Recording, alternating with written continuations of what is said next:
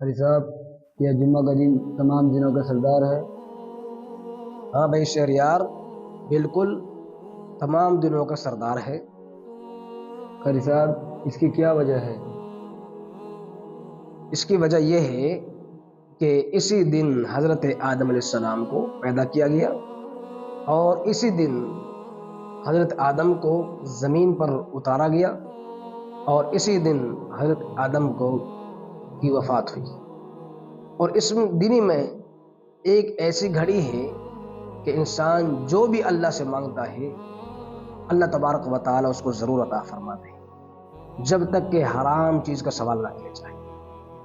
اور اس معاشرے میں جتنی بھی چیزیں ہیں، سمندر ہے، دریا ہیں، پہاڑ ہیں، الغرض جو بھی چیزیں ہیں، وہ ساری کی ساری وہ جمعہ کے دن سے محبت کرتی ہیں۔ قاری صاحب،